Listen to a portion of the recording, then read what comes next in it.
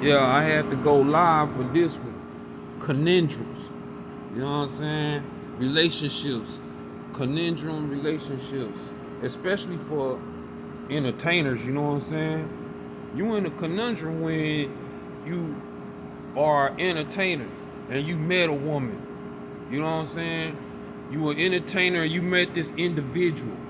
And this individual starts taking everything so personal to the fact where you can't even perform your art around this individual because they take everything so damn personal.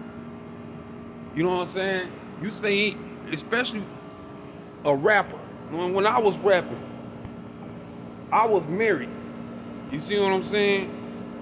I never would have married that girl had she ever displayed any kind of action towards what I was doing, music or whatever. Had she displayed anything towards uh I don't like that, or trying to tell me what I can and cannot do, you know what I'm saying, as far as music or anything else like that, when I was already doing shows, I was already recording, I was already here, I was already having to be over there, I was already having to go way over here, you know what I'm saying? And then they don't take into account, that individual don't take into account that this this entertainer, this rapper, he has to stop, which means that's time, that's money, presence, everything. That's career. He has to stop everything he's doing in order to even pay you attention. And then you got nerve to sit there and act like you special.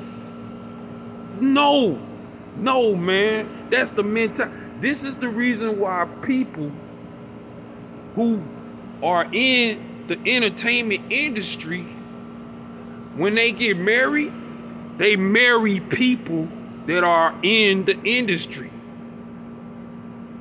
Rappers get married to rappers.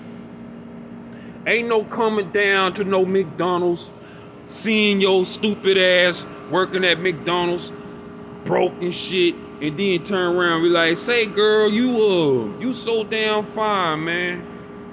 You know, you so fine, you don't need to be working here no more. Won't you quit this job at McDonald's and come live up here with me and lamp and luxury and riches and things like that? And don't even acquire any kind of skills of being married, marriage, wife material, or anything like that. And just be a whole the way that you really are. It's all good. Man, I'll get divorced. I'll kick your bitch ass to the curb. Nigga, whoever you end up with is whoever the fuck you gonna end up with. And I hope that one day you're gonna be driving down the motherfucking street and a turtle come out and just land on top of your head through the car windshield. You know what I'm saying? A turtle. I hope a turtle drops out of the sky, bust your car windshield. I hope one day you go inside your car and there's a snake that climbed inside the engine that gets inside your car and bites your ass on your leg. I hope and pray that that happens, because it can. You don't know that a snake, and I'm talking about a real snake, a viper, all right? A viper can do that. A water moccasin can do that, especially if you living in open wooded area. There's water moccasins all over the place. You might run into a rattlesnake in open area or something like that. Well, I hope a rattlesnake climbs up off inside your car and then bite you. I hope you get bit by a rattle. Fuck you. It was fuck me, so fuck you. So when I make it, then it's double fuck you. You caught the vapors anyway. You was never no good no way. You know what I'm saying? Because for the simple fact, you already know what this individual does for a living or does for a career. Everything you get mad at is sabotage. You sabotaging everything. And you deserve to get divorced. You don't deserve to be with a nigga like that. You be like, well, you know what I'm saying? You can't be putting my family and our personal business out there. Well, your family and your personal business need to stay in the fucking closet. Shut the fuck up, sit the fuck down. Because it seems like everybody in the whole fucking neighborhood know about your motherfucking family and personal business. If your family and your personal business was handling some motherfucking real personal business, you wouldn't be looking like what they call it? They call it the laughing stock. You look like the laughing stock of Fort Worth. At one point in time, your family became the laughing stock of Fort Worth. I'm from California and I know about you. People will come to me and be like, oh, you mean them? It got so much. You think there's only Grace Temple? Seventh-day Adventist Church? Oh, so you think that the Seventh-day Adventist Church started with Grace Temple? No, man, the conference knows everything that you do. We know everything. I was born through the general conference. My grandmother, my great-grandfather, they helped build the organization. My forefathers then helped build this Sabbath issue, because it really wasn't called no Seventh-day Adventists. It was just Sabbath keepers. People who believed in keeping the Sabbath. People who believed in the statutes, laws, and commandments of the Most High. That's what it was about. Because you talking about the Woodwards escaping from slavery and then help building the Underground Railroad, which is my fucking family history. You see what I'm saying? Shit. But motherfuckers try, listen, a female know, say for instance, she's getting married to Michael Jordan. Even though they try to thumb it down and pretend like that ain't no Michael Jordan. You know him as Michael Jordan, but I know him as Michael. Kind of shit. Be like, bitch, you don't know this man. You know this man for the same reason that everybody else know this man. He played basketball. And you know what you did? You used your women abilities to attract his man and get him to the point where he's like, okay, I've been around you at least a year and a half, 2 years, 3 years. I've been around you. You been around me. You know me. Oh yeah? Because you been around, somebody's supposed to put a ring on your finger? And then half the time, these women, you don't understand gold diggers. You don't understand women. You don't understand groupies. You don't understand groupies. I do. I'm from California. I'm from Hollywood. Been and traveled. The same women that'll talk down on you, on brother A, let's say brother A, brother B, brother C. Brother A, man with potential. So let's go on the book, act like a man, think like a woman with the Steve Harvey shit. They even, you know, the movie, you didn't even seen the movie. You've even seen the movies, okay? You watch the movies more than me, but then when I get to talking, niggas get to acting like, oh, they don't know what the hell I'm talking about. Stop fucking playing. You sit there in front of soap operas all fucking day, watching soap operas. Oh yeah, you know what the fuck I'm talking about. I don't watch soap operas. I'm not a soap opera type of dude. If I know something about soap operas, it's because the woman that I was married to, she's a drama queen. And she like that toxic ass bullshit. Because she's full of drama. She's full of rhetoric. She's full of this. She's full of that. She's full of bullshit. She's a treacherous ass fucking female. She can't cook, can't clean. She dumb as fuck. Ask her a fucking question. Seem like you get a retarded ass motherfucking answer. Give her a test. A real test. Set her down with some schoolwork where she gotta actually come up with the motherfucking answers on her own. No multiple choice shit. And you gonna find out just how smart that motherfucker really is. How intelligent that motherfucker really is. Say, man, you know how to do this? Show me that you know how to do this math work. You know what I'm saying? Then you find out the bitch can't even add or subtract, multiply, divide, can't even do problematic skills when it comes to math. Then got nerves enough to stink your nasty ass pussy all over the place, cheating on somebody who really had a whole lot of potential. Then you see all this other shit because you a gold digging ass bitch, and you gonna run after the first nigga that you thought flashing whips and chains and cars and houses. That ain't even theirs. It ain't theirs and they don't own it and can't pay for, can't really do shit. So then you divorce, hit me with a divorce, and then you try to laugh at me, but you don't understand that on the back of my mind, I'm the one that's actually really laughing. You talk all that shit all these years, say whatever the fuck you want to say, because I know how you really are. You know what I'm saying? I'm just telling you how niggas from California is. Ain't no fucking simp shit when it comes to a nigga from California. You want a divorce? Okay. Motherfuckers be acting like they gonna go over the edge, over the deep end when a bitch turn around talking about, oh, I want a divorce. All right.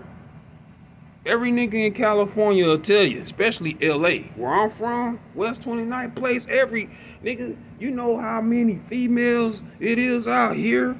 Just because I married you, you know what I'm saying, and you want to divorce me, it don't mean there ain't gonna be at least 50 other women out there that's gonna find attractive what you said was ugly. It's gonna be at least 100 women that's gonna find attractive what you call ugly and what you said was worthless, or what you said that was trash, or what you said wasn't beneficial to you, or what you did not want.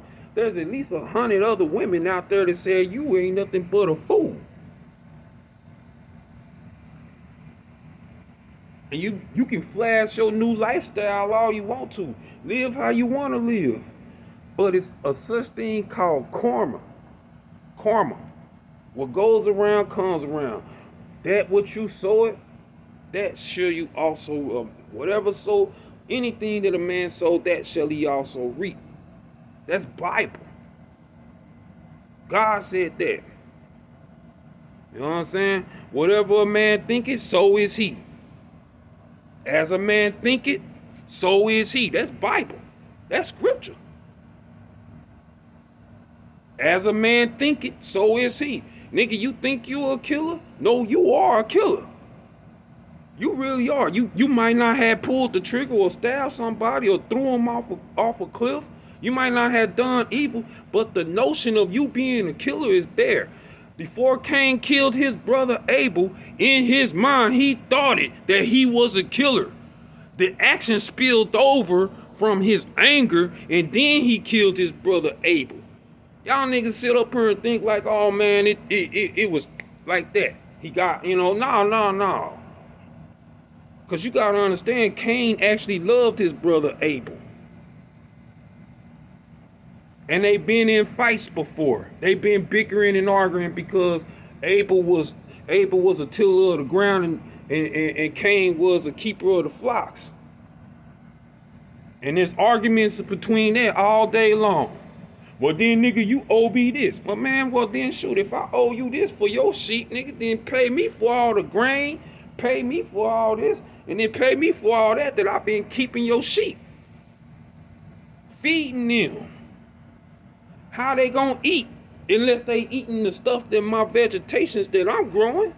And that type of shit has carried over all the way until this present day in 2022, ever since then.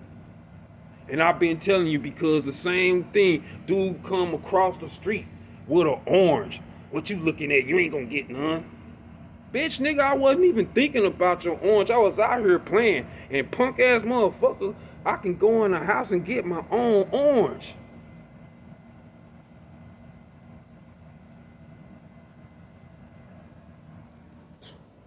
When you go out of your way to be inconsiderate and to do foul shit, shit happens to you. Shit'll happen to you. Motherfucker might turn around and snipe your ass. This nigga fucking came over here to stun on me for no fucking reason. Then pretend like he trying to help me. I'm trying to educate you on something, brother. No, you trying to front on what the fact you got a motherfucking 24 karat gold necklace with a couple of diamonds in it. Bitch, nigga, you know how many fucking diamonds is in this fucking world, nigga?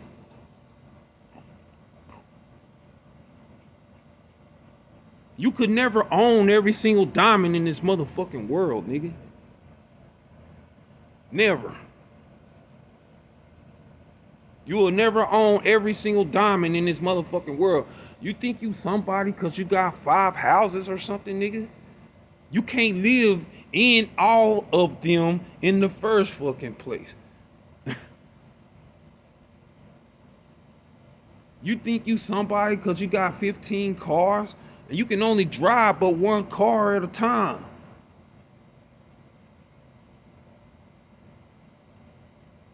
Oh, shit. Okay, well, at least you got cars and you got all this money and shit.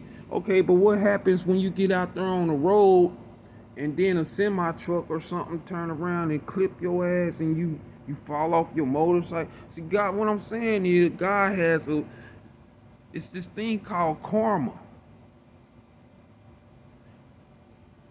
Whatsoever a man soweth, that shall he also reap. So what I'm saying is these conundrum type relationships, man, in essence what I'm saying is why regular people that have a regular 9 to 5, see, you are a soap opera watcher. You watch soap opera. You have no acting skills. You have no producing skills. You don't have skills to ad-lib. You can't do extra. You don't know anything about being in Hollywood. So then, when you get a golden ticket, that's what that is. That's what that's called, the golden ticket. You've been working at McDonald's, flipping burgers. And that's when you've been broke for the last 30 years or whatever. You meet this rapper, let's say Blueface. All right? I'm not sure exactly, I know he's a Crip, but I'm just for the sake of the argument. Let's say you met this dude, Blueface, or, let's say for instance, you get married to an actor, a porn star. Most actors are porn stars. You think motherfuckers ain't coming up pregnant in Hollywood? You think Taraji P. Henson hasn't sucked the penis of Denzel Washington and Jamie Foxx? You don't think that on behind the scenes that Sanaa Lathan being married to what's his name, Omar Epps? Okay, she's married to Omar Epps in real life, but quite naturally, that's who she normally has sex with. But behind closed doors, Sanaa Lathan has also had sex with Denzel Washington, Jamie Foxx,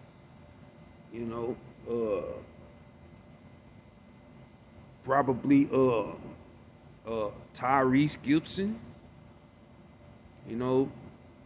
probably has been with Kevin Hart, Dwayne "The Rock" Johnson, because Sanaa Lathan is pretty well known in entertainment, or Megan Good.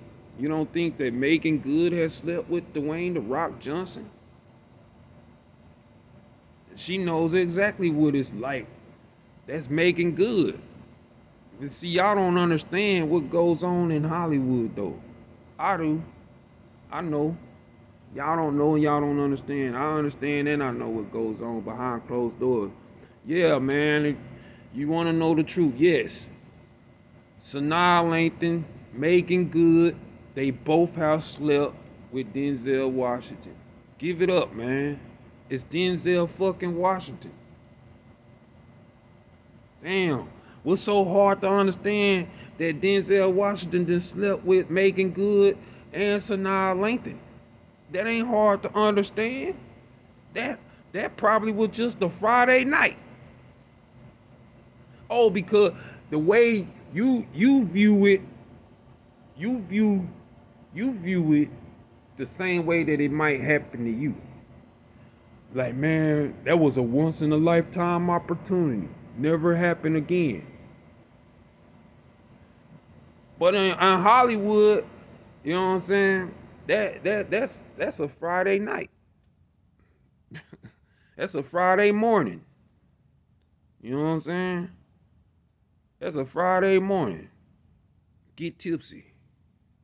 You get tipsy and you got two of them up off in there. One of them Making Good and the other one is Tyra Banks. Man, I ain't saying you don't know what goes down. Listen, that casting couch is a motherfucker in Hollywood. The casting couch. The couch is a motherfucker in Hollywood. Sex is a motherfucker in Hollywood. There are kids that are being born damn near every fucking day. Sometimes these females, you be like, was she really pregnant? And then you find out, oh, she got a kid. There are some people in this world that were so surprised when they found out that Taraji P. Henson, I think she lost her son. Oh, I didn't even know she had a kid. Yeah, you don't understand that sex is a normal Friday night. It's a Friday night situation. Drunk and high. Nothing else to do. You got money, I got money. Can't nobody tell us shit. You know, you talking about somebody that's already, two people that's already married. That's how it go down in Hollywood. Nigga, if I was in Hollywood, your contract. See, contracts is another thing that gets you. But what I'm saying is the conundrum is not what they do in Hollywood. It's the fact that regular people being married to extraordinary people will take what extraordinary people do very, very serious and very, very personal, and it will mess up their personal life. This is the reason why actors, models, porn stars, it's the reason why rappers and singers and ball players, football players, basketball players, you know what I'm saying, soccer players, hockey players, you know what I'm saying, professional wrestling. And I ain't talking about that behind your house, behind your house, backyard wrestling bullshit. I'm talking about some real WWE official shit. That every time you go say you're wrestling, you're in fucking WWE. Just like every fucking time when I say that I'm rapping, you know what I'm saying? It was actually on some real shit. Wasn't no me just getting up saying, I had an actual company behind me. You see what I'm saying? It's different. I had someone to verify and vouch, hey man, what this guy is doing is legit. It ain't on his own, and we vouch for him. And they're not Americans. They're Canadians. They Canadians. To this day, pull my contract up and be like, yeah, well, if you want to buy this artist, it's going to cost you this. What you mean buy artist? You mean buy you out of your contract? Yeah. If Death Row wanted to sign Josiah David Woodward to a record deal, you know what I'm saying? They would literally have to buy me out of my contract from Take Music Group. They would have to do that. You know what I'm saying? Which, it probably wouldn't take much or nothing like that. But for the simple fact that I am a free agent, because I am the clauses that I have a non-exclusive contract with my record label, I could actually get signed to a whole nother record label right now. And this is the whole reason why I'm more intelligent than the average rapper singer that came. Michael Jackson couldn't do what I do. Couldn't. He had to go sue Sony. Michael Jackson had to sue for his masters. So did Prince. Nigga, not only I own my masters, I own my mixes, I own my production shit. Everything that is mine, I own it. And the only thing that they're getting is 40%. I get 60%. I have a 60-40 contract deal. I wish that y'all could actually have seen my paperwork that I had signed with Take Music Group. I wish that was the kind of contract that every artist say they wish that they had. You know what I'm saying? I own my publishing rights. I owned everything. My mixes, my masters, my vocals, everything. I owned that. They couldn't touch none